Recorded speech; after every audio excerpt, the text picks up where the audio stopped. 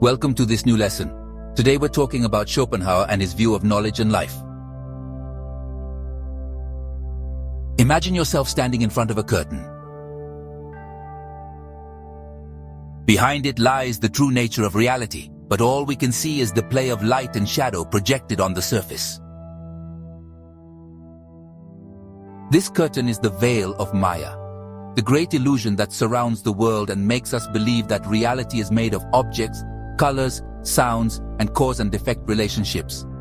Our knowledge is limited. We only see the surface, the tip of the iceberg. Our intellect, trapped in this illusion, gropes in the dark, unable to grasp the truth. Behind the veil of Maya lies the true driving force of the universe, the will. A primal energy, blind, irrational. A ceaseless impulse that pushes every living being to exist, to desire, to suffer. Imagine a stormy sea, furious waves crashing against the rocks. The will is like this sea, an impetuous and chaotic flow that knows no peace. We are like small boats at the mercy of this storm, tossed by the waves of desire, unable to find a safe harbor. The will pushes us to search, to desire, but every satisfied desire generates new desires in an endless cycle of pain. Desire is the lifeblood of the will. Without desire, there would be no movement, no life. But desire is also a double-edged sword, and desire is suffering. When we desire something we don't have, we suffer. This suffering pushes us to search, to struggle, to hope. When we get what we want, the joy is fleeting, soon replaced by new desires, new sufferings. Happiness always seems to slip through our fingers. We are like rats in a wheel, condemned to run endlessly. No matter how hard we try, the finish line always seems to move further away. Life is a swing between boredom and pain. Boredom, when we have no desires. Pain, when desires torment us or when we can't satisfy them. It's a never-ending cycle, a perpetual dance between hope and despair.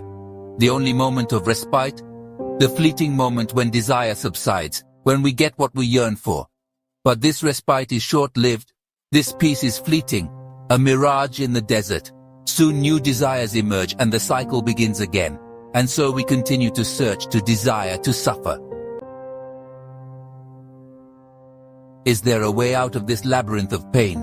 Schopenhauer offers us some glimmers of hope. Art, first and foremost, represents a temporary liberation from the tyranny of the will. In aesthetic contemplation, we detach ourselves from the phenomenal world, from our individualities. We immerse ourselves in a dimension of pure contemplation, where the will subsides and pain lessens.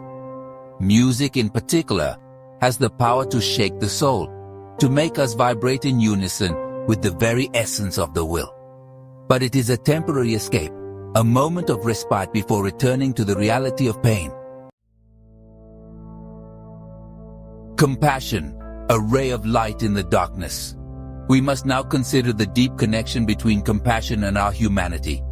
Another path to liberation is through compassion.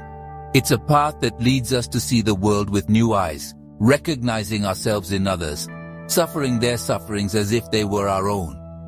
This makes us more human, closer.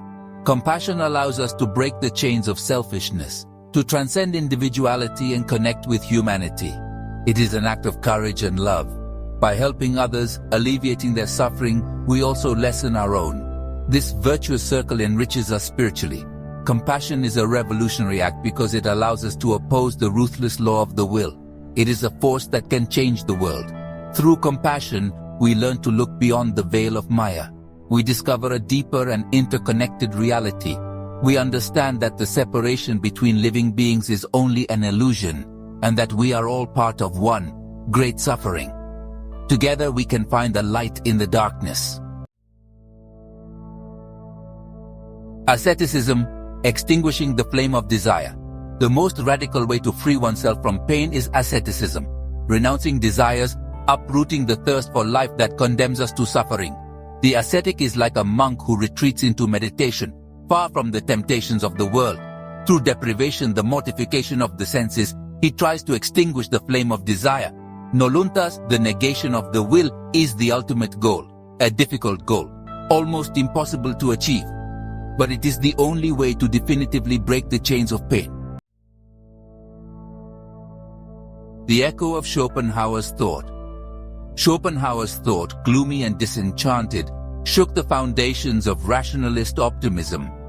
His philosophy, imbued with pessimism, challenged the certainties of modern thought. His influence is evident in many artists and thinkers of the 20th century, from Wagner to Nietzsche, from Freud to Beckett. These great names found in his thought a source of inspiration and reflection. His relentless analysis of the human condition, which leaves no room for illusions, his tragic vision of existence, anticipated the anxieties of the 20th century.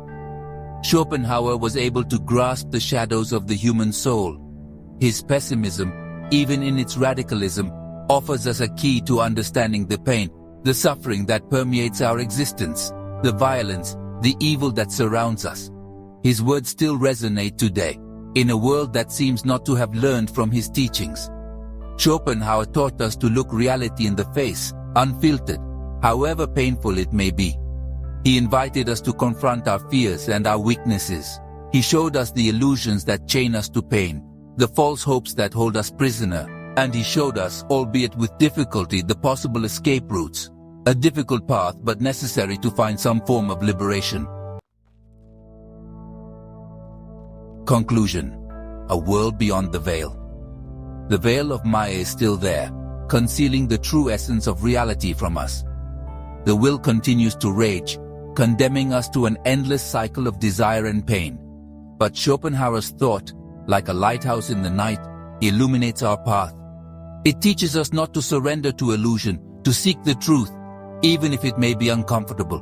It pushes us to cultivate compassion, to resist selfishness and violence. Perhaps one day, we will be able to tear away the veil of Maya and glimpse a world beyond pain, a world of peace and liberation.